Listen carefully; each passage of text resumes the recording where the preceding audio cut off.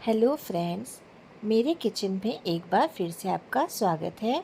और आज हम बनाने जा रहे हैं बैगन आलू की सूखी सब्ज़ी। बहुत ही स्वादिष्ट बन के तैयार होगी। इसके लिए यहाँ मैंने आलूओं को छील लिया है, धो लिया है। यहाँ मैंने 2 आलू लिए हैं और ये सब्ज़ी जो बन के रेडी होगी वो 2 से 3 लोगों के लिए आराम से बन जाएगी। तो ये आलू मैंने, आप देख रहे हैं किस शेप में कट किए हैं और इसकी थिकनेस भी आप देख सकते हैं। इस तरीके से हम आलू को कट करके रेडी कर लेंगे। अब हम क्या करेंगे, पहले एक कढ़ाई में हमने तेल गरम होने के लिए रख दिया है। तो हम इस कढ़ाई में आलू हमारे ऐड कर देंगे। Medium medium to high flame इसको रखना है हमें। बहुत फुल हाई फ्लेम नहीं रखनी है, मीडियम टू लो ही रखना है, क्योंकि ये आलू हमारे क्रिस्पी होने के साथ साथ अंदर से कुक भी होने चाहिए। क्रिस्पी करने से आलूओं का टेस्ट और ज़्यादा सब्ज़ी में बढ़ जाएगा। तो इसी स्टेज पे हमने यहाँ पे नमक भी हल्का सा ऐड कर दिया है। इससे आलू पकेंगे भी जल्दी और आलू बिल्कुल फीके नहीं रहेंगे। ये आलू जब भी मैं बनाती हूँ ना, तो मेरा जो बेटा है उसमें से कुछ आलू तो वो ऐसे ही खा लेता है, क्योंकि बिल्कुल फ्रेंच फ्राइज़ के जैसे लगते हैं।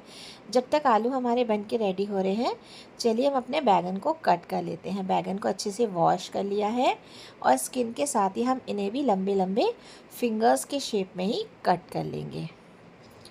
आलू हमारे पक गए हैं, अच्छे से क्रिस्पी हो गए हैं। अब इन आलूओं को हम एक प्लेट में निकाल लेंगे और अब इसी वाले ऑयल में जो बैगन हमने कट करके रखे हैं, उन बैगनों को भी हम इसमें ऐड कर लेंगे और बैगन को भी गोल्डन फ्राई होने तक अच्छे से क्रिस्पी कर लेंगे हम। बैगन और आलू को इस तरीके से क्रिस्पी करने से ना इस सब्ज़ी का टेस्ट बहुत ज़्यादा इन्हेंस हो जाता है। बैगन का जो लिसलिसापन है वो ख़त्म हो जाता है और बहुत ही बढ़िया लगते हैं। बैगन को भी हम चलाते हुए मीडियम टू लो फ्लेम पर अच्छे से क्रिस्पी होने तक पका लेंगे। नमक उसमें पहले ही ऑयल में ऐड है, तो हमें दोबारा नमक यहाँ पर नहीं डालना पड़ेगा। 2 से 3 मिनट में बैगन हमारे अच्छे से गोल्डन ब्राउन कलर के हो जाएंगे। तब तक ही हमें इन्हें फ्राई करना है। आप देख सकते हैं बैगन हमारे गोल्डन कलर आने लगा है बैगन में। तो अब हम बैगन को भी निकाल के एक तरफ रख लेंगे।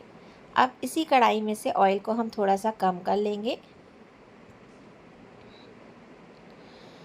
और सब्जी के जितना ऑयल हम बचा देंगे। बैगन आलू हमारे फ्राई होकर तैयार हैं।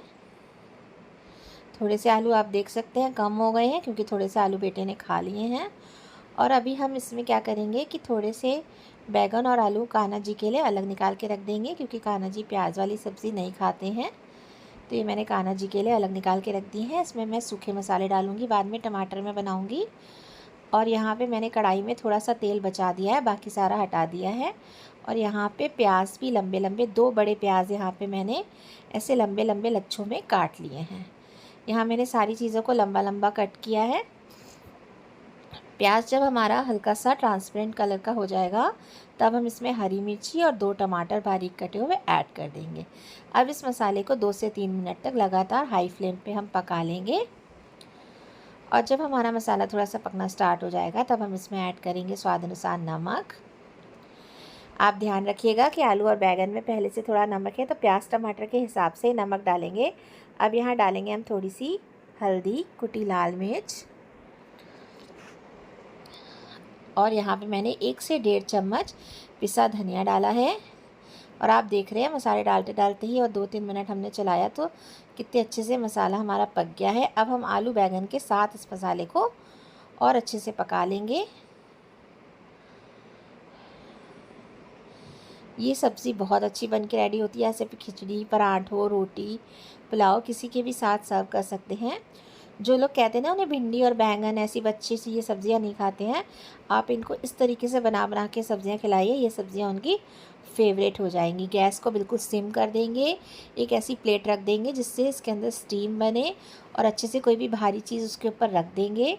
हर किसी के घर में इस तरीके का एक पत्थर ज़रूर होता है। अब हम इसे दोबारा से एक बार घुमा लेंगे और आप देख रहे हैं कि सब्ज़ी बिल्कुल सूख रही है।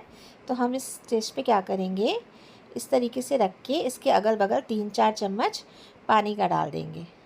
देख रहे हैं आप? इससे क्या होगा, अंदर स्टीम बनेगी और सब्ज़ी बहुत अच्छे से स्टीम होएगी। 2 से 3 मिनट बाद हम फिर खोल के देखेंगे और हमारी सब्ज़ी बनके बिल्कुल तैयार है। इसे हम दाल चावल के साथ, साग चावल के साथ या पुलाव के साथ, तो इसका कॉम्बिनेशन बिल्कुल बेस्ट होता है। तो चलिए सर्व करते हैं हम अपनी आलू बैंगन की सब्ज़ी। अगर आपको हमारी रेसिपीज़ पसंद आती हैं और इसी तरीके से आपको और सिंधी रेसिपीज़ चाहिए तो मेरे चैनल को सब्सक्राइब करना ना भूलें।